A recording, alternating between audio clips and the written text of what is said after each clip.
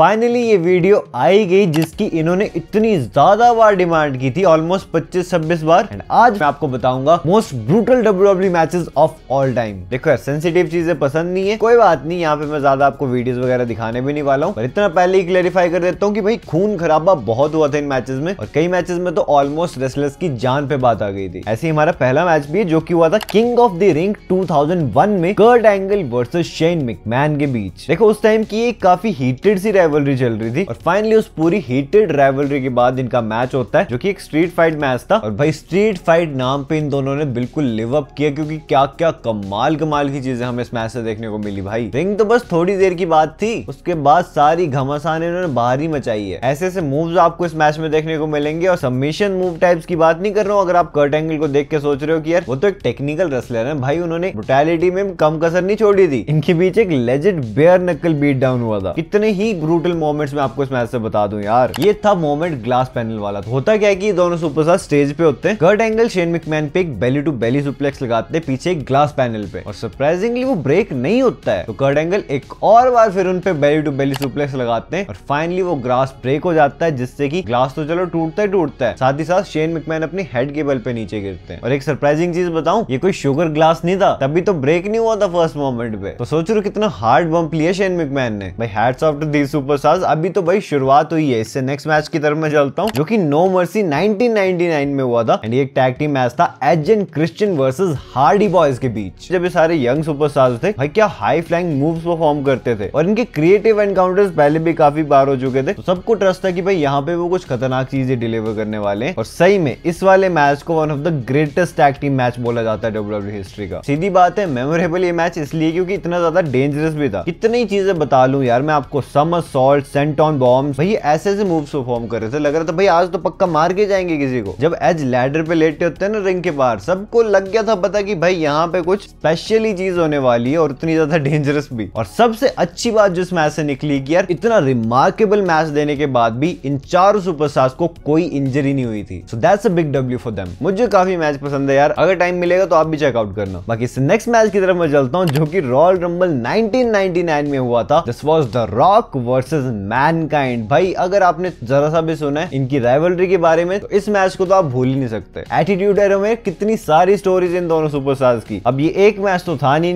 इनके बीच तो सीरीज के क्लासिक मैचेस हुए थे, और ये वाला जो मैच था ये एक आई क्विट मैच था। और आपको तो पता ही है, जहां पे मिक फॉली ब्रूटैलिटी तो ऑब्वियसली होनी है। मिक फॉली को तो जानते ही हार्डकोर लेजेंड के तौर पे हम सब, और ऊपर से जब वो एक आई क्विट मैच में कंपीट कर रहे, तो फिर तो आप अंदाजा लगा लो कि भाई क्या ही नेक्स्ट लेवल चीज हमें देखने को मिली होगी यहाँ से। यार वो बंदा पता नहीं कौन सी मिट्टी से बना था, एक बेल से हिट होने के बाद, एक लैडर से हिट होने के बाद, और एक बॉस्ड रॉक बॉटम के बाद भी ऐसा लग रहा था कि बंदा बिल्कुल नॉर्मली परफॉर्म कर रहा है, जबकि वो बिल्कुल अनकॉन्शियस हो चुके थे। और भाई जब मैनकाइंड टॉस होते उस इलेक्ट्रिकल सर्किट बोर्ड से, भाई साहब उसके बाद तो लगा था यहाँ से आगे तो जा ही नहीं सकती बात। पर द रॉक तो यहाँ भी नहीं रुके, उन्होंने हैंडकफ कर दिया मैनकाइंड को, चेयर निकाल ली, हेड चेयर शॉट मारा, भाई क्या क्या नहीं कर दिया। आज के टाइम पे ऐसा मैच देखने को मिले, लगेगा बंदे को असॉल्ट किया जा रहा है मैच के नाम पे। और एक इंटरेस्टिंग चीज बताऊं, इस मैच में मैनकाइंड को 5 अनप्रोटेक्टेड चेयर शॉट्स हिट होने थे, लेकिन हमारे ब्राह्मा बोल ने उनके स्कल पे 11 टाइम्स हिट किया, जिससे कि मैनकाइंड की फैमिली जो कि क्राउड में बैठी थी वो भी काफी कंसर्न हो गई थी। ऑब्वियसली यहाँ से उनका फिजिकली तो काफी टॉर्चर हुआ था, लेकिन आज के टाइम पे मोस्ट ब्रूटल मैचेस की लिस्ट में ऑब्वियसली शामिल किया जाता है। अरे हाँ, अगर आप सोच रहे हो कि मैचेस के रिजल्ट्स क्यों नहीं बता रहा, तो यार वो बताने की तो जरूरत ही नहीं है। अगर वो बता दिए तो आप मैच देखोगे नहीं, ऐसे आप चेकआउट तो करोगे कम से कम। एंड नाउ इससे नेक्स्ट मैच की तरफ मैं चलता हूं जो कि रेसलमेनिया 22 में हुआ था एज वर्सेस मिक फॉली के बीच। अब देखो अगेन मिक फॉली है, ज्यादा कुछ बोलूंगा नहीं, वो हैं तो समझ लो भाई ब्रूटल मैच है। एक तो ऐसा मोमेंट होगा जो कि भाई लाइफ लॉन्ग याद रखेंगे सारे WWE फैंस, इवन आपने लाइव कभी देखा भी ना हो तब भी। और इस मैच से तो आपको पता ही सबसे ज्यादा मेमोरेबल चीज क्या थी, एग्जैक्टली एज का मिक फॉली को उसी जलते हुए टेबल पे स्पीयर हिट करना। बस अगर मेमोरीज रिफ्रेश हो गई हैं तो फिर एक बार जाके चेकआउट कर लेना इस मैच को। बाकी इससे नेक्स्ट मैच की तरफ मैं चलता हूं जो कि हमें जजमेंट डे 2005 में देखने को मिला था। This was John Cena versus JBL। देखो जॉन सीना की हमेशा से मैंने एक पिक्चर देखी थी जिसमें जॉन सीना बहुत ज्यादा ब्लीड कर रहे थे, लेकिन मुझे पता नहीं था भाई कौन सा मैच कब हुआ कब नहीं हुआ। मुझे लगा एक टाइम के लिए कि फेक ही पिक्चर होगी, क्योंकि जब से मुझे ध्यान से समझ आने लगी थी चीजें, 2008-10 का टाइम था, तब तक WWE पूरी PG हो चुकी थी, खून खराबा ऑलमोस्ट बंद हो गया था। तब मुझे लगा कि शायद यार फेक पिक्चर होगी, लेकिन फिर मैंने इस मैच के हाइलाइट्स देखे। भाई भाई भाई क्या असॉल्ट किया इन्होंने एक दूसरे को। एंड इट टर्न्ड आउट कि ये मैच सच में हुआ था और एक ब्लड बाथ मैच था। भाई लग रहा था खून से नहा रहे हैं यार। ये बंदा लड़ते लड़ते पसीने से नहाता भाई, ये खून से नहा रहे थे। कुछ ही महीने पहले जॉन सीना और जेबीएल का मैच हो चुका था रेसलमेनिया में फॉर द वर्ल्ड टाइटल, लेकिन ये कुछ ज्यादा एक्सट्रीम था। ये शायद एक आई क्विट मैच था, I don't remember exactly, but इतना तो है कि एक रियल रफ मैच था देखने के लिए। मतलब ऐसा मैच हम देखना अवॉइड ही करें, सीधी बात। जॉन सीना को जो चेयर शॉट पड़ा था ना यार, उसके बाद जो खून निकलने लगा उनके सर से, मैं क्या ही बताऊं। ऑब्वियसली मैं वीडियो में इतना नहीं दिखा सकता हूँ, जितना हो सकेगा मैं ट्राई करूंगा, लेकिन आप आइडिया लगा लो मेरी बातों से ही। ना अब इससे नेक्स्ट मैच की तरफ मैं चलता हूं, जो कि हुआ था बैकलैश 2004 में Randy Orton versus Cactus Jack, या फिर मैनकाइंड, या फिर मिक फॉली, आपको जो भी उन्हें बोलना है। ये मैच तो इस लिस्ट में आना ही था, ऑब्वियस सी बात है। रैंडी ऑर्टन का करियर मेकिंग मैच था ये। मिक फॉली अपनी रिटायरमेंट से वापस आए थे स्पेशली इस मैच के लिए, रैंडी ऑर्टन को ओवर करने के लिए। रैंडी ऑर्टन ने ऑलरेडी काफी बार उनकी तारीफ की है, काफी बार इस मैच के बारे में बात की है। होपफुली आपको पता ही होगा इस मैच के बारे में, अगर नहीं पता तो एक बार जाके चेकआउट करना। रैंडी ऑर्टन की क्या हालत खराब हुई थी, बार्ड वायर से लेके थंब टैग से लेके क्या कुछ नहीं हुआ है भाई इस मैच में। बहुत फेमस मैच है, इसलिए ज्यादा नहीं बताऊंगा इस मैच के बारे में। सीधा नेक्स्ट मैच की तरफ मैं चलता हूं, जो कि जजमेंट डे 2004 में हुआ था। This was JBL versus Eddie Guerrero. अब देखो एडी गुerrero तो काफी सारे ब्लड बाथ वाले मैचेस में इन्वॉल्व रहे हैं पहले भी, लेकिन ये मैच डब्ल्यूडब्ल्यूई हिस्ट्री का मोस्ट ब्रूटल मैच माना जाता है इन टर्म्स ऑफ कितना खून खराबा हमें इस मैच से देखने को मिला। ऑब्वियसली मैंने नंबर 1 पे किसी और को रखा है अपनी पर्सनल प्रायोरिटी के हिसाब से, लेकिन अगर आपको सच में ब्रूटल वाला देखना, सीधे खून खराबा, फिर तो ये वाला मैच देखना, क्योंकि इसमें जो खून खराबा हुआ था वो शायद किसी में ना हुआ हो। अब इतना ब्रूटल है कि मैं आपको बता भी नहीं सकता यार ज्यादा इसके बारे में, आप एक बार चेकआउट कर लेना खुद ही। अरे हाँ, नए आगे से चैनल पे, चैनल को सब्सक्राइब भी कर लेना, इस चैनल पे आपको लॉन्ग शॉर्ट्स हर तरह की वीडियोस देखने को मिलती है। और हमें जल्दी से जल्दी 200 के सब्सक्राइबर्स कंप्लीट करने, तो बस क्लिक ही तो करना है यार, कर दो। एंड फाइनली सीधा फाइनल मैच पे हम आ जाते हैं, जो कि किंग ऑफ द रिंग 1998 पे पेपर-व्यू में हुआ था। This was the phenom the Undertaker versus